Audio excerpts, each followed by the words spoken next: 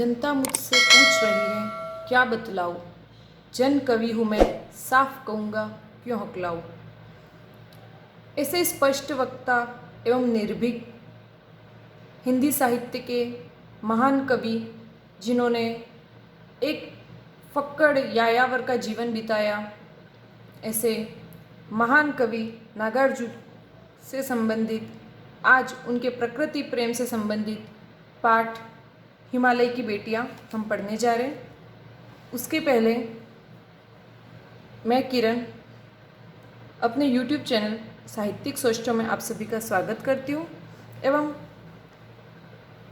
निवेदन करती हूँ कि अगर आपने मेरा वीडियो लाइक नहीं किया है तो पहले लाइक कीजिए, शेयर कीजिए एवं सब्सक्राइब कीजिए।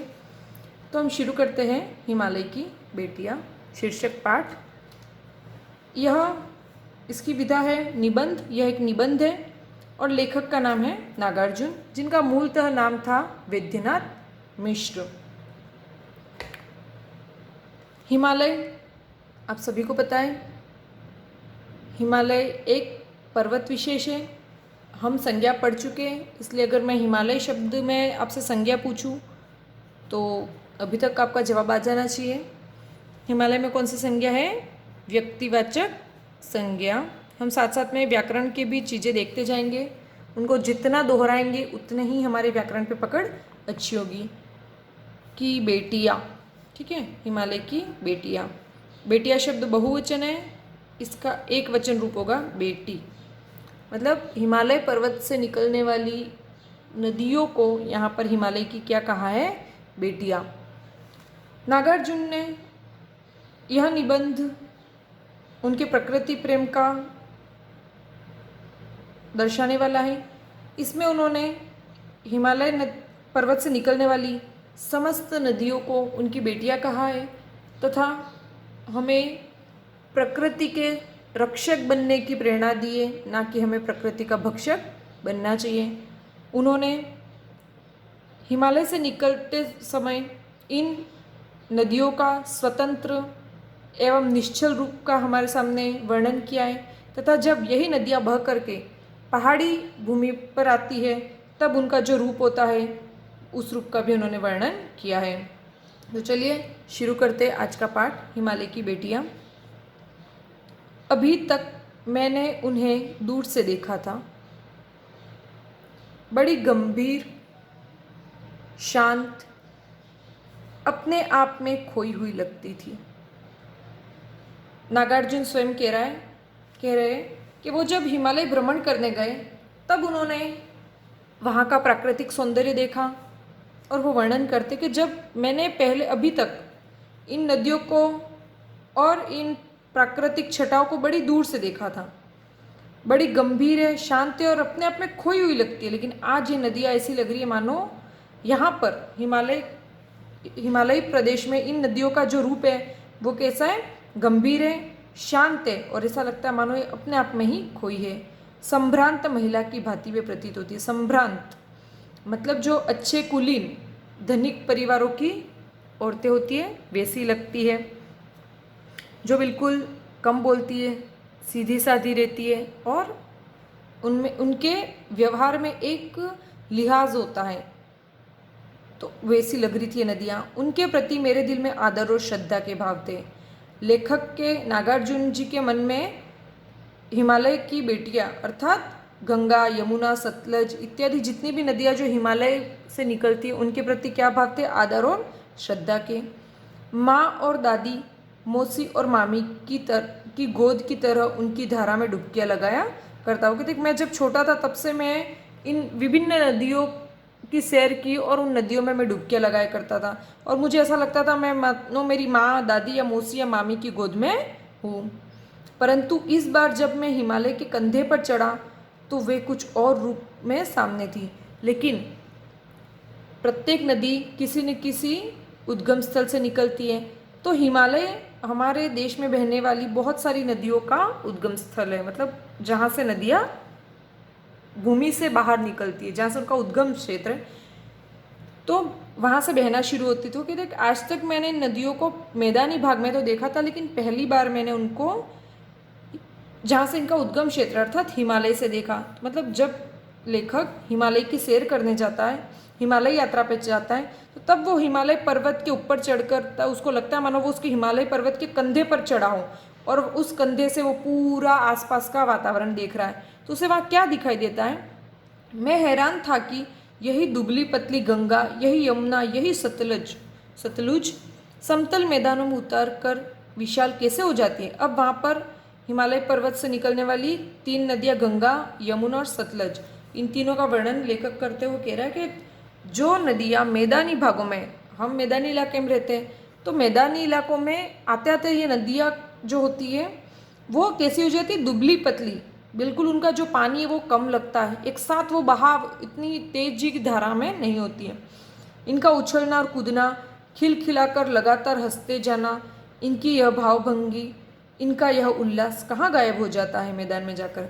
अब पर्वत पहाड़ जो होता है, यहाँ से मान लो गंगा नदी निकल रही, ठीक है, तो यहाँ से जब नदी होती है तो वो एकदम बहाव उसका तेज होता है, तो ऐसा लगता है जैसे अब यहाँ पर नदियों को किसी बालिका का रूप दिया है, मानवीकरण किया गया है। जब प्रकृति के कोई किसी तत्व को, चाहे चंद्रमा हो, चाहे सूरज हो, चाहे कोई पेड़ हो, नदी हो, उनकी तुलना जहाँ पर किसी स्त्री या पुरुष के रूप में की जाए तो वहाँ पर मानवीकरण अलंकार का प्रयोग होता है। तो यहाँ उछलना कूदना, खिलखिलाकर हंसना, ये सारी तो इंसानी क्रिया होती है, मानवीय क्रिया होती है, लेकिन इनका आरोप प्रकृति के तत्वों अर्थात यहाँ पर गंगा, यमुना, सतलज नदियों को ऐसा कहा मानो ऐसा लग रहा था जैसे बचपन में जो लड़की होती है वो बिल्कुल स्वाभाविक तौर पर उसका वो प्रकृति के साथ ऐसी घुली मिल रहती है कि वो कहीं पर भी हंस देती है, कहीं पर भी रो देती है, उछलती कूदती रहती है। लेकिन जैसे जैसे बच्ची बड़ी होती है तो उसमें गंभीरता आती जाती है, फिर वो अनावश्यक रूप से हंसती नहीं है, कूदना, खिलखिलाना इत्यादि उसकी क्रियाओं में कमी आ जाती है। तो यहाँ पर भी यूँ कहा कि जब हिमालय पर्वत में नदियाँ बहती हैं तो ऐसा लगता है मानो ये अपने बचपन के रूप में हो। यहाँ पर वो बिल्कुल उछलती कूदती और खिलखिलाकर हंसते हंसते बहती है, वो इन नदी घाटियों में बिल्कुल निश्चिंत रूप से बहती है। इनकी भावभंगी मतलब इनके हाव भाव और इनकी जो ये खुशियाँ है वो ना जाने मैदान मतलब यहाँ से नीचे से जो ये समतल क्षेत्र है कि यहाँ से जैसे नदियाँ निकलती है तो वो बिल्कुल धारा में रहती है, खिलखिलाकर मानो हंसती हुई आती है, लेकिन जैसे वो मैदानी प्रदेश में आती है तो समतल भूमि में आते ही वो शांत हो जाती है। तो यहाँ पर लेखक भी यही कह रहा है कि मैदान में जाकर उनकी खुशी, उनका उल्लास, उनका ये खिलखिलाकर हंसना और उछलना कूदना ना जाने क्यों बंद हो जाता है। किसी लड़की को जब मैं देखता हूँ, किसी कली पर जब मेरा ध्यान अटक जाता है, तब भी इतना कौतूहल और विस्मय नहीं होता जितना कि इन बेटियों की बाल लीला देखकर। लेखक कहता कि इससे पहले मैंने कितनी छोटी छोटी लड़कियाँ देखी है जो बिल्कुल अपने मतलब हंसती रहती है, कूदती रहती है। कितनी कली कहते हैं जब तक फूल खिलता नहीं है, फूल के खिलने के पहले की जो प्रारंभिक अवस्था होती है उसको कली कहते हैं। लेकिन देखो यहाँ कली में ई की मात्रा बड़ी है, तब उस कली का मतलब होता है कोपल, है ना। किसी भी पुष्प जब तक फूल बिल्कुल खिला हुआ नहीं हो उसका कोपल। और कली में अगर कली में ई की मात्रा छोटी होती है तो उसका मतलब होता है कलयुग। हमारे 4 युग होते ना, सतयुग, त्रेता, द्वापर और कलयुग। तो अभी वर्तमान में कलयुग चल रहा है, तो कली में ई की मात्रा अगर आप छोटी लिख देते हो तो उसका मतलब कलयुग हो जाएगा, लेकिन कली में ई की मात्रा बड़ी का मतलब होता है कोपल या कोई भी फूल की पहली प्रारंभिक अवस्था। तो लेखक ये कह रहा है मैं किसी लड़की को भी देख लेता हूँ तो मुझे इतना आश्चर्य नहीं होता जितना कि इन नदियों को देखकर हो रहा है। कौतूहल मतलब जिज्ञासा और विस्मय अर्थात आश्चर्य। इन बेटियों की बाल लीला।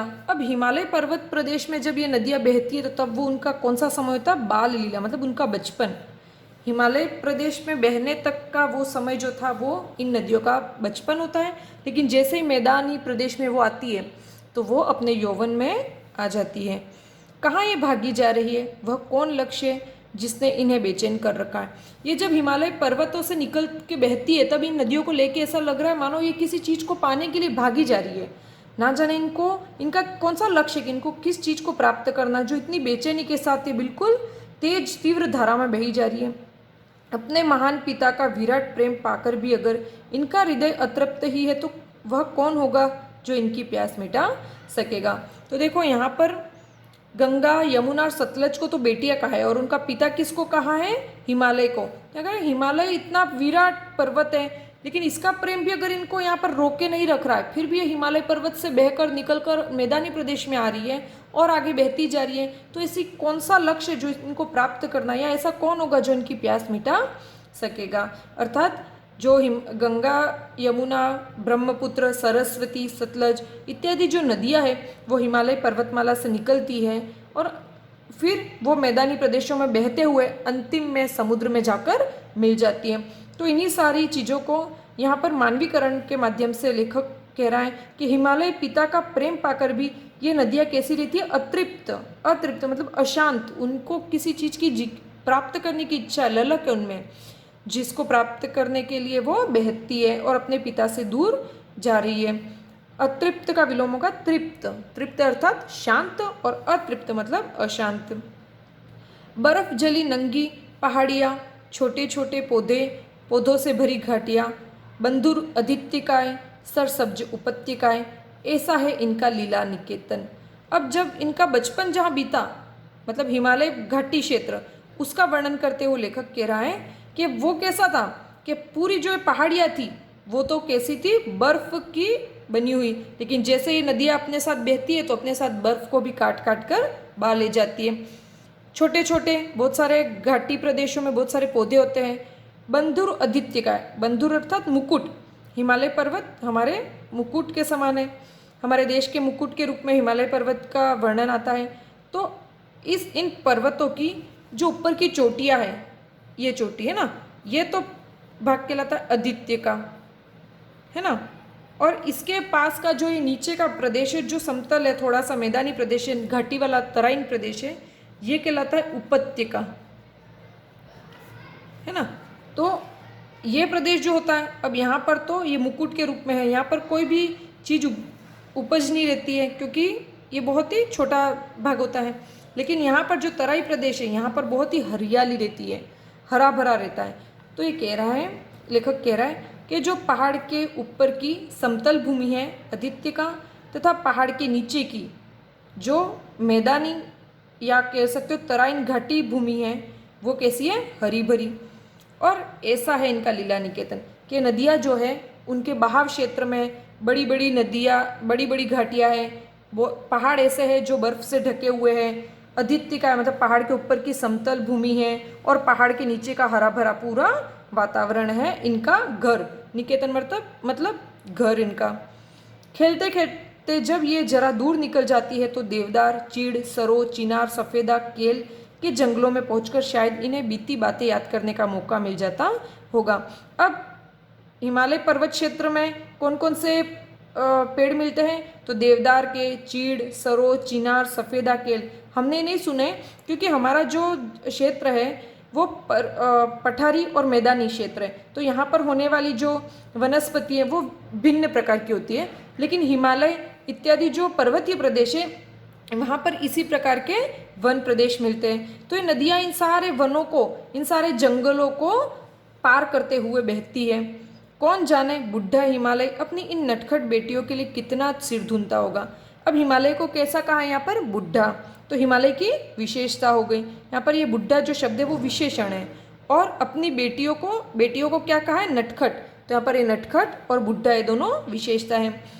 तो हिमालय को तो यहाँ बूढ़ा बताया क्योंकि कितने लाखों सालों से वो ऐसे ही अनवरत रूप से, अचल रूप से वहाँ पर है और वहाँ से अनवरत रूप से निकल रही है नदियाँ। तो हिमालय को पिता और उनसे निकलने वाली समस्त नदियों को उनकी बेटियाँ कहा है। और यूँ कह रहा है कवि, लेखक कह रहा है कि वो उनको रोकने के लिए ना जाने कैसे सिर धुनता होगा, अपना सिर पीटता होगा। बड़ी बड़ी चोटियों से जाकर पूछिए तो उत्तर में विराट मौन के सिवा उनके पास और रखा ही क्या है, कि आप कितनी चोटियों का मतलब है ये शिखर, पर्वत के ऊपर का जो शिखर है उसको कहते हैं चोटी, पर्वत की चोटी, सबसे टॉप का जो भाग रहता है। सिंधु और ब्रह्मपुत्र ये दो ऐसे नाम हैं जिनके सुनते ही रावी, सतलज, व्यास, चनाब, झेलम, काबुल या कुभा, कपिशा, गंगा, यमुना, सरयू, गंडक, कोसी आदि हिमालय की छोटी बड़ी सभी बेटियां आंखों के सामने नाचने लगती है। तो हिमालय से निकलने वाली नदियों के नाम बताइए, अगर ऐसा पूछे तो यहाँ से शुरू करना, सिंधु नदी, ब्रह्मपुत्र नदी।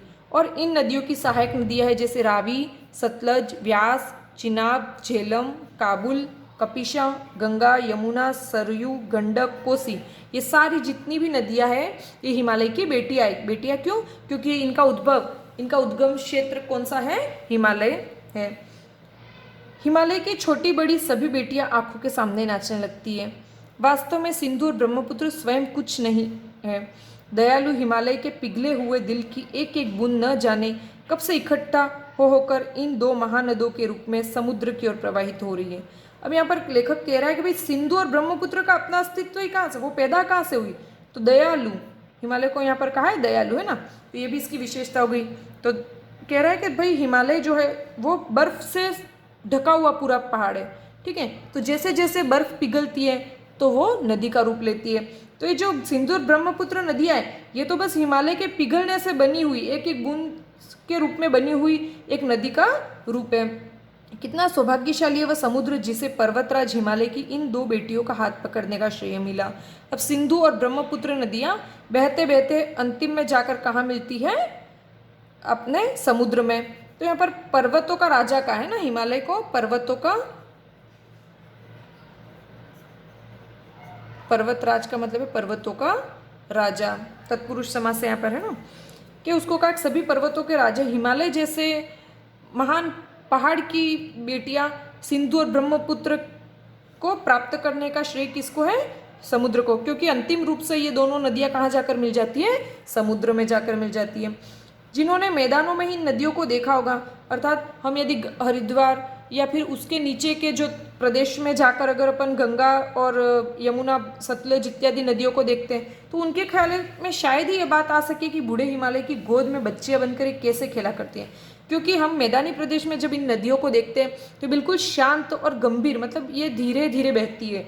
वहाँ पर इनके बहने में ना तो कोई तीव्रता होती है, ना कोई धारा का प्रवाह हमें दिखाई देता है। तो हमने मैदानी प्रदेशों में इन नदियों को देखा, इसलिए हम नहीं सोच सकते कि बूढ़े हिमालय की गोद में बच्चियां बनकर ये नदियां कैसे तीव्र धारा के रूप में बहती है और कलनाद करती है।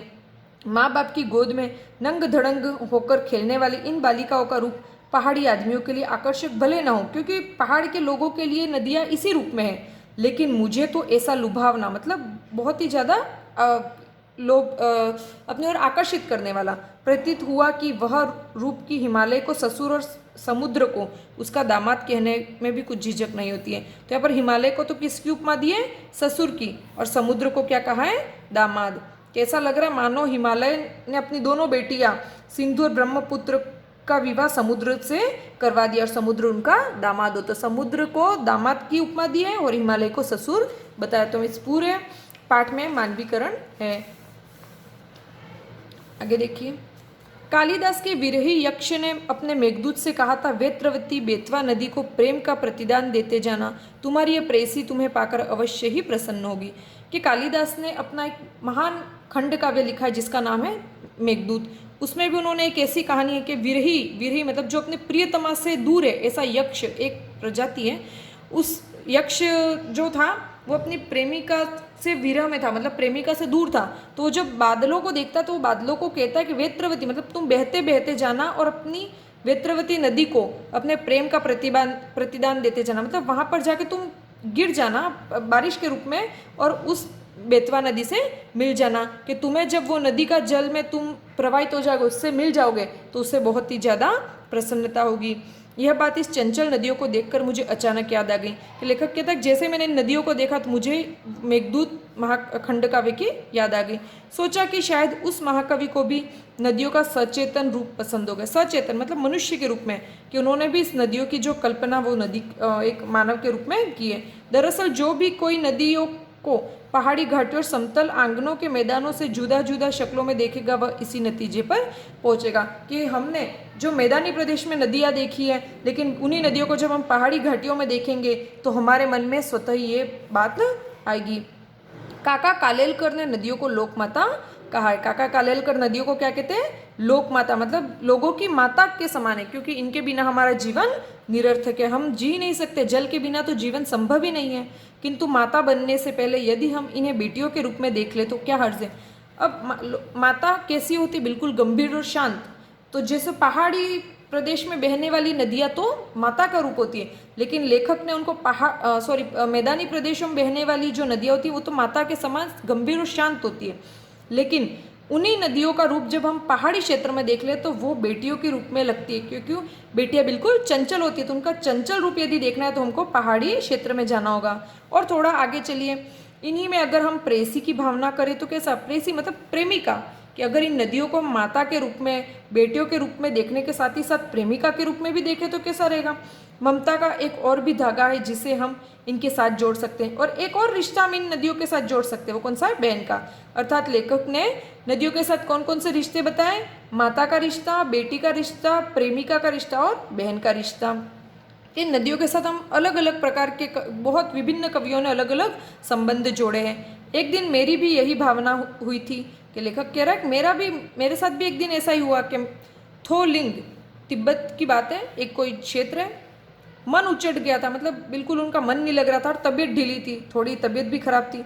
सतलज के किनारे जाकर बैठ गया, और तिब्बत में सतलज नदी बहती है, वहाँ जाके उसके किनारे जाके लेखक बैठ गया।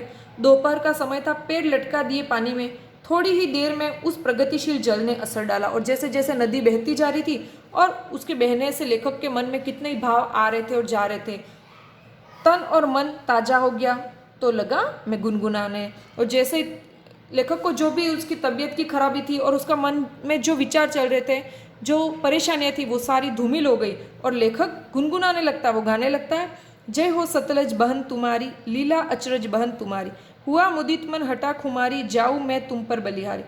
तुम बेटी यह बाप हिमालय, चिंतित पर चुपचाप हिमालय, प्रकृति नटी के चित्रित पट पर अनुपम अद्भुत छाप हिमालय, जय हो सतलज बहन तुम्हारी। छोटी सी कविता है जो लेखक लिख देता है। तब उस सतलज नदी में बहते पानी में जब वो पैर डालकर बैठता है तो तभी उसके मन में एक ख्याल आता है, वो कहते हैं कि जय हो सतलज बहन तुम्हारी। सतलज को कवि ने क्या रूप दिया है, बहन का, है बहन सतलज बहन तुम्हारी जय हो, लीला अचरज बहन तुम्हारी, कि तुम्हारी जो लीला है वो अचरज, आश्चर्य पैदा करने वाली है। तुम कैसे नदी क्षेत्र, पहाड़ी क्षेत्रों में तो बिल्कुल चंचल रूप में होती हो, और वैसे बहते बहते जब वो मैदानी क्षेत्र में तुम शांत एकदम गंभीर हो जाती हो।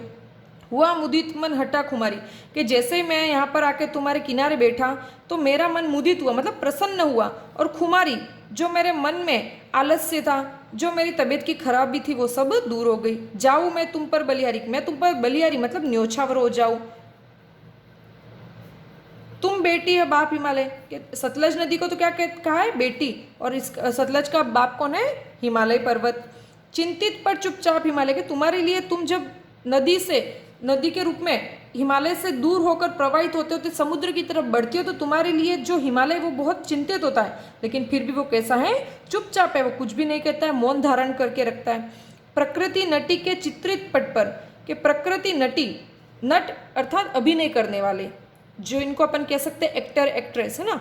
तो ये जो प्रकृति रूपी जो ये पूरा अभिनय है, जो पूरा आप कह सकते हो नाटक है, उसके चित्रित पट पर अनुपम अद्भुत छाप हिमालय, कि इस प्रकृति नटीकर के इस पूरे नाटक में जो ये पट है, जो पर्दा है, उस पर अनुपम, सबसे अलग, अद्भुत छाप के रूप में हिमालय है। जय हो सतलज बहन तुम्हारी, है सतलज बहन तुम्हारी जय हो। इस प्रकार ये पाठ यहाँ पर पूर्ण होता है।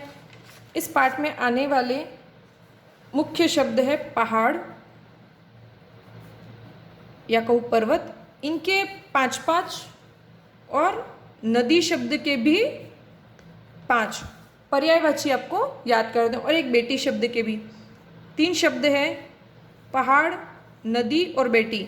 इन सभी के 5-5 पर्यायवाची आपको याद करने। आज का आपका यह गृह कार्य है, और इस पाठ को एक बार पुनश्च अच्छी तरीके से पढ़ करके कंठस्थ कर लीजिए।